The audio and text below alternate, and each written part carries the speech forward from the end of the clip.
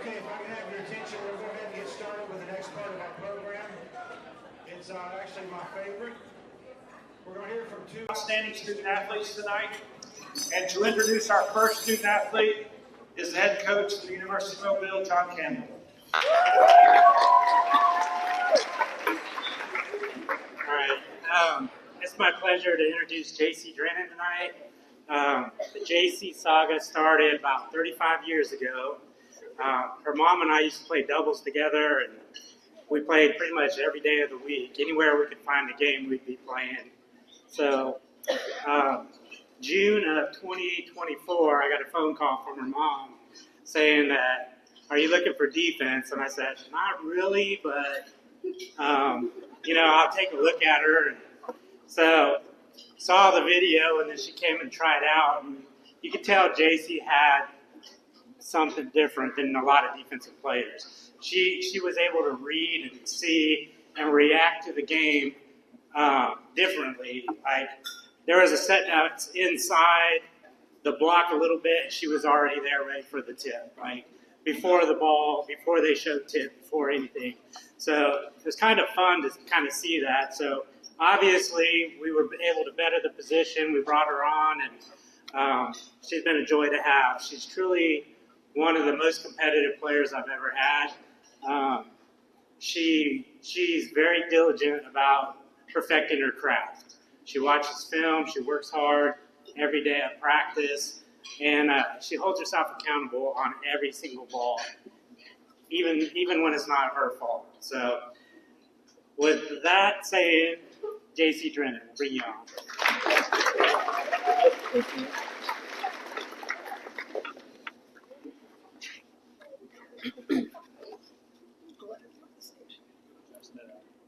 Sorry, I'm sure you guys. You guys hear me? Okay. Sorry, I'm sure you're there. Okay. Good afternoon, everyone.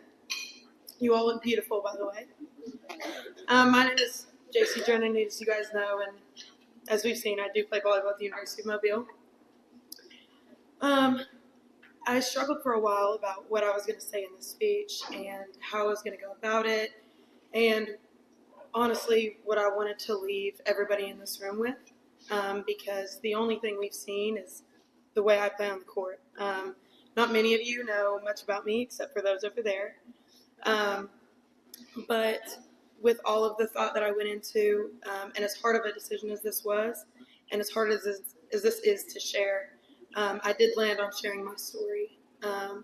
Because as hard as it is to share, I couldn't shake that maybe someone in this room needs to hear it as well. I'm going to start off with a verse that really goes along with my story and the journey I've been on. Psalms 23:4 says, "Even though I walk through the valley of the shadow of death, I fear no evil, for you are with me. Your rod and your staff, they comfort me." Out of high school, I achieved the dream that everyone in this room has also achieved. I was recruited by a school not far from home, and it was absolutely beautiful. This was a huge mountaintop for me. Something that I had always wanted. My freshman year, absolutely loved it. I started at my school, and after preseason, I was ranked 39th in Division I volleyball for digs per set. From the outside looking in, this was a huge mountaintop for me, especially for an 18-year-old collegiate athlete who thought that this was amazing. But in all reality, this was the lowest valley of my life. The reality was the atmosphere drew me to the point to where I was done.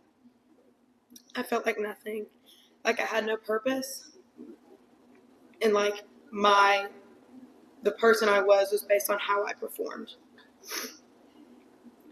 I didn't pass a single class at my first college, and to tell you the truth, I didn't want to be here anymore.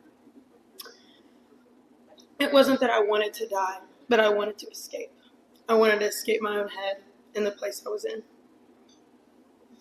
After that, I left. I never wanted to play volleyball again. I was done.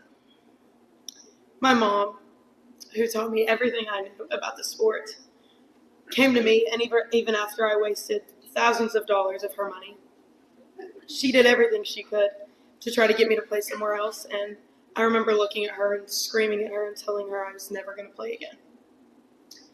At this time, my parents experienced the worst part of me. I was a horrible daughter, and I was so bad to them, and they showed me nothing but grace.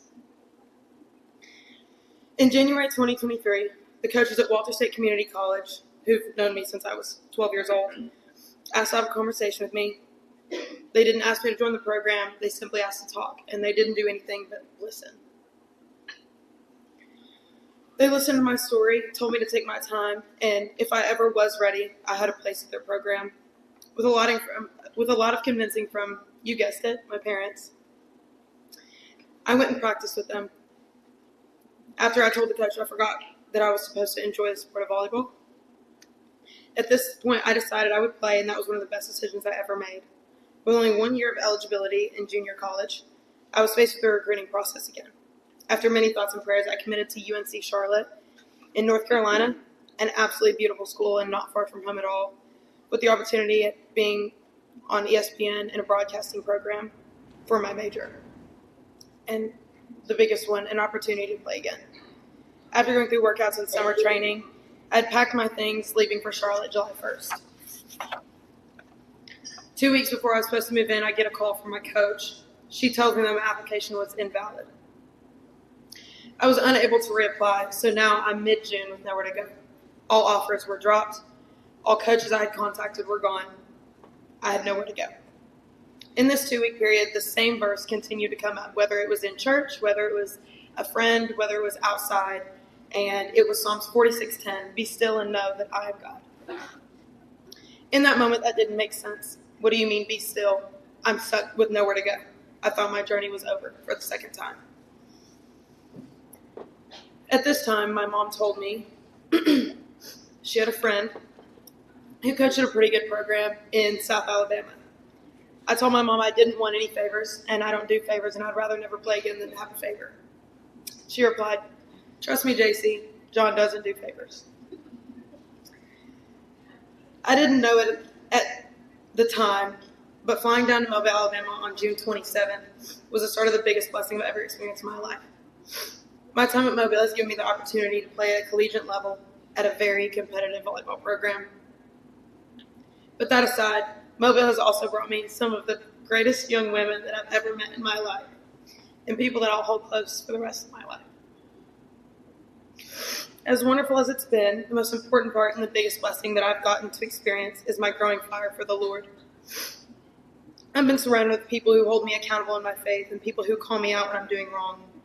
Mobile has shown me the freedom of forgiveness and how forgiveness is less for the person being forgiven than the person forgiving, because it allows us to be free from the chains of anger, bitterness, and self-pity. After my trial at Mobile, I flew home, and the sermon that was preached that Sunday was titled Hills and Valleys, and the first point that my preacher preached was the valley allows you to see God for who he really is. Oftentimes, we fail to realize that the soil on the top of the mountain is not suited for growing. You can't grow much because the soil is rocky. The soil in the valley is rich and well suited for growth, and the valley allows us to see God for who he is. Thank you.